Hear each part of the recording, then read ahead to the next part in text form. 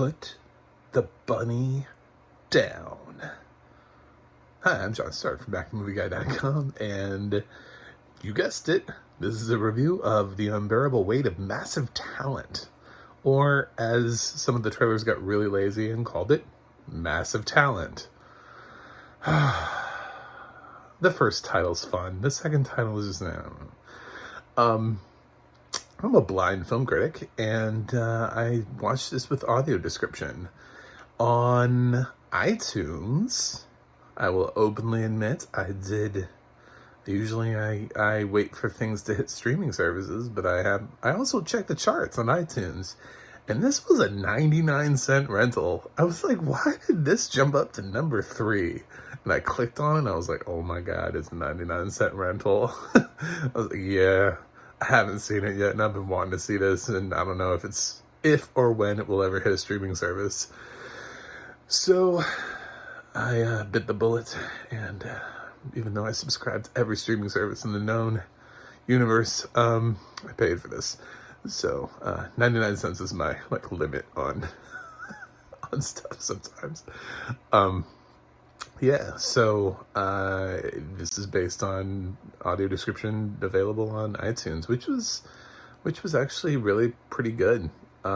It's a good film, but it's made entertaining through Nicolas Cage.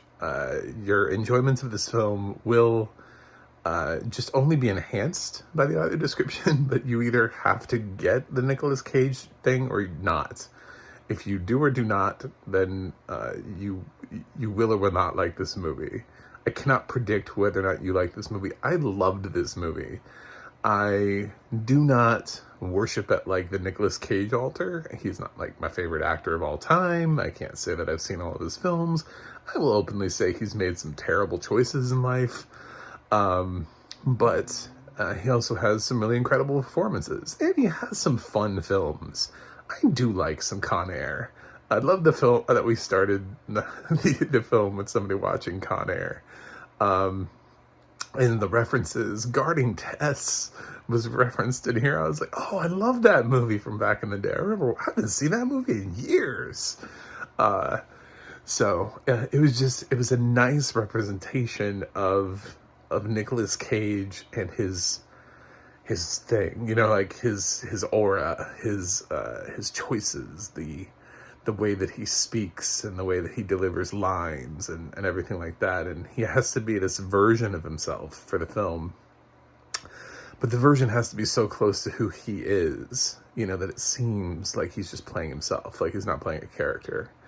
And that's what I found to be really interesting, is Cage's interpretation of him as a performer, because he's always such a thoughtful actor and always gives 100%. Well, in this film, he has to give 100% playing himself. So it's definitely something new. But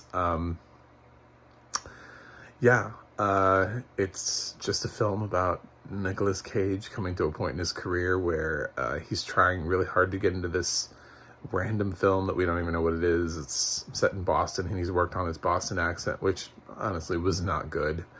But I think that was the point, and he couldn't get the film, and he's racking up debt, which was a real life thing for him. He had to sell off a ton of things, and he ends up having to take this gig for money that's $1 million to go fly off for somebody's birthday party, which, rich people do. They buy celebrities to show up at birthday parties for things. And this guy's a Nicolas Cage super fan, huge fan of Cage. There is no other fan. He's seeing everything Cage does. He obviously lives his life based on Nicolas Cage. And he's written a script, and he really wants Nicolas Cage to star in it. Unfortunately, that script didn't get past to Cage, so he didn't read it. So they end up sort of talking about maybe rewriting another script. Oh, and by the way, he might be a drug lord. While he's there, he's approached by Tiffany Haddish and her gang of CIA agents who are trying to discover whether or not Pedro Pascal is actually well, they think he is, that he's this drug lord, dangerous person who's kidnapped this girl and is trying to sway an election. And Nicolas Cage is like, this guy's really chill. This guy's like my best friend. One of the things that this movie does really well and sells itself really fast on is this relationship between Nick Cage and Pedro Pascal. They work so well together, and the buddy thing that they got going on is delightful. It's really good. It's really great to watch. You can tell that these two really had a fun time making the movie and enjoy each other's company genuinely. I don't think there was any beef on the set at all. I think these two hit it off right away. This is like the weirdest thing I've seen Pedro Pascal do, I think, and I had no idea he could be this funny. It just kind of snowballs out from there. I don't know. I don't want to obviously spoil past a certain point in the film, but that gives you enough of a taste of what the film's about. It references a lot of Nick Cage things. Frequently he sits next to like a version of himself, which I always sort of interpreted as like an adaptation reference. The first time that happened, I really just thought it was an adaptation reference because I can't see what the Nicolas Cage sitting next to him looks like. If it's dressed a certain way, it's just referred to as like a younger version of him. But I just immediately went to, okay, well, he played twins in adaptation, so this is him doing the screen sharing thing like he did in an adaptation. He's done this before. That's what this is. But they repeated it, and I'm like, why don't they repeat the same gag? Is he playing different versions of his character? That was maybe one of the times in the film where I would have appreciated just a little bit more guidance on what that Cage looked like, and how the difference it was. Does it change from scene to scene? Because considering I think the film is very self-referential in terms of Nick Cage's career, I can't really see that they would gain anything from repeating the same reference over and over and over throughout the film, that they just keep dropping back to adaptation.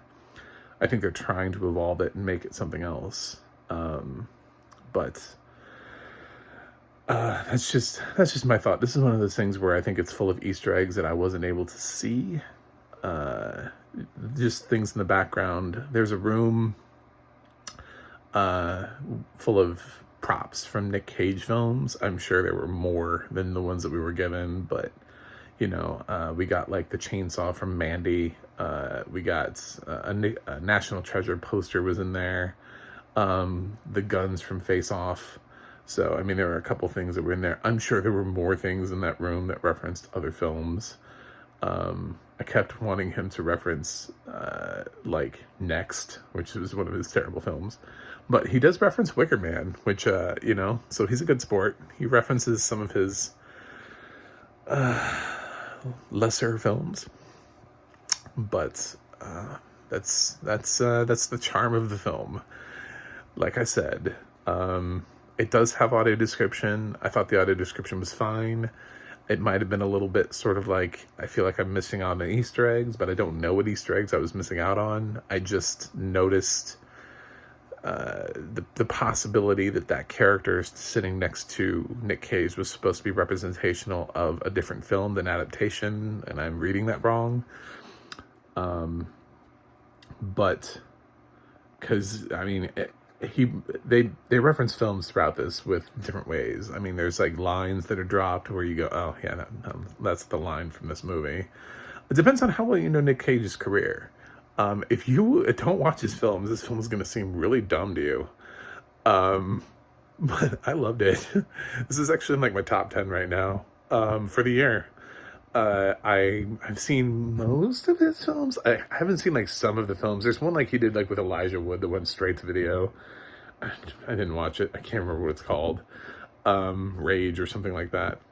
So there are some films of his that I definitely haven't seen.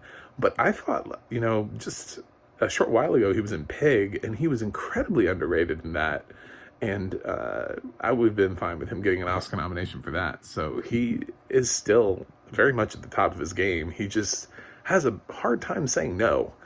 I'm glad he said yes to this, though. This is for people who are in on the Nicolas Cage joke, I guess. This is delightful. So I'm really glad this happened, and I'm going to give The Unbearable Weight of Massive Talent an A. But I fully acknowledge the fact that this grade is only representational. This, everything is subjective. It's just my opinion. This one, very much so, will change depending on how much you like Nick Cage or how many of his films you've seen. So if you haven't seen many of his films, you won't get the jokes. So then you won't understand the movie. But if you've seen enough, you might be fine. So check it out or don't. If it's right for you, it's right for you. But you've stayed this long, so I might be right for you. If you're not a subscriber, please think about subscribing. I'm trying to get to 100 by the end of the year. So I can't do that without your help and that of your entire family tree. So if you could make all of them subscribe too, that would be great. I also have a website, macthemovieguy.com. I have a Twitter, @macthemovieguy.com. I know that's a surprise. There's a theme here. You can go to the audio description project, adp.acb.org. It'll let you know what has audio description and where you can watch it. And you can go to the adna.org. That's the adna.org. It'll let you know sort of what films are described by who narrates what. There's a search tool on there if you're ever curious. So that's it from me today. I gotta go review something else, but I will see you guys on the other side.